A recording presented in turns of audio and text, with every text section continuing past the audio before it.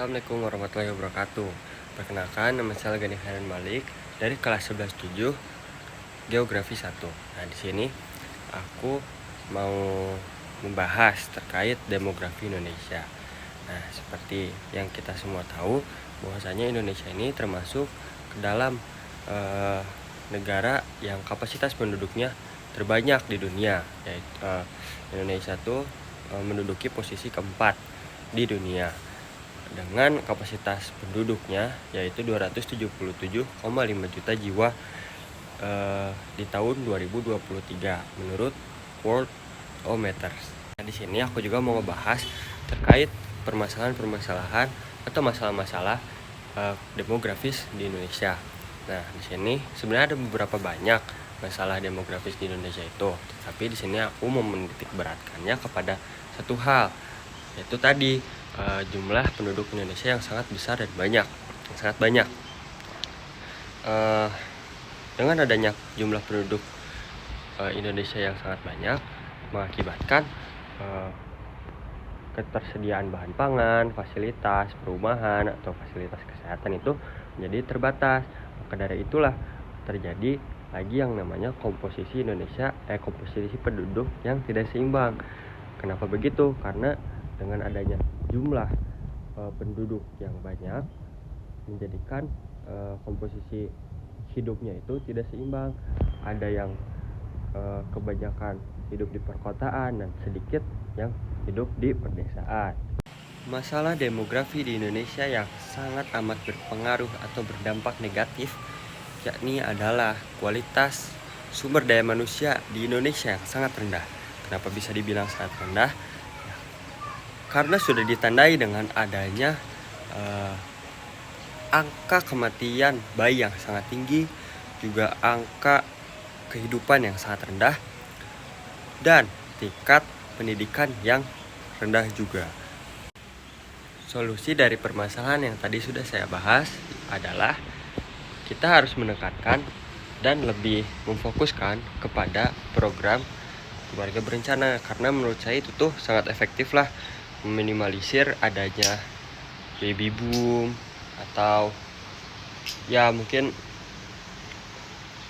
dengan kapasitas anak yang banyak itu kan bisa ribet dan menambah populasi yang ada di Indonesia juga. Sedangkan sekarang di Indonesia juga udah ada 270 juta jiwa gitu. Kayak nggak mau terlalu padat gitu Indonesia tuh, karena banyak banget risikonya, banyak banget dampaknya gitu. Terus menurut saya itu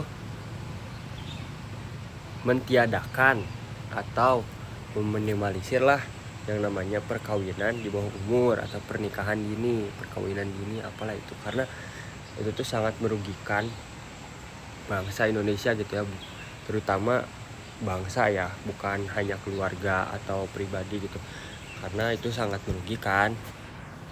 SDM rendah gitu, jelek lah pokoknya.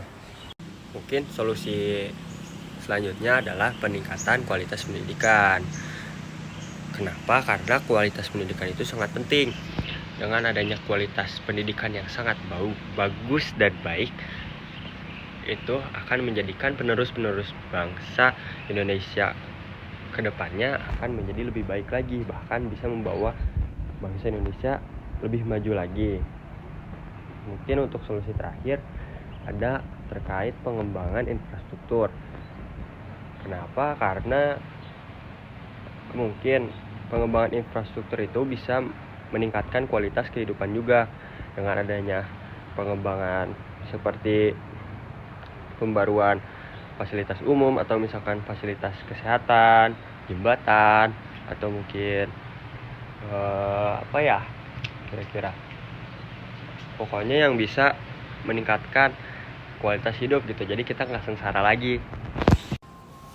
Sebagai individu yang telah mempelajari arti penting demografi dalam mewujudkan pembangunan suatu bangsa, saya memiliki harapan bahwasanya Indonesia dapat mewujudkan visi Indonesia emasnya pada tahun 2045.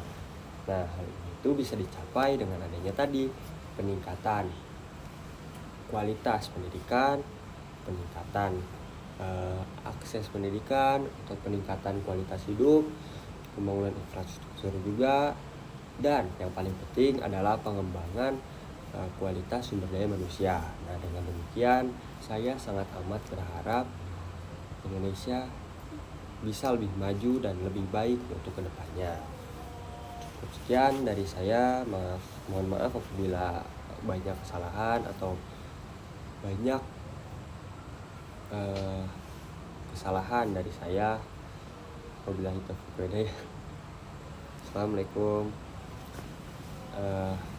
Mungkin cukup sekian dari saya. Mohon maaf apabila banyak kesalahan dari kata-kata saya ataupun dari gelagat saya.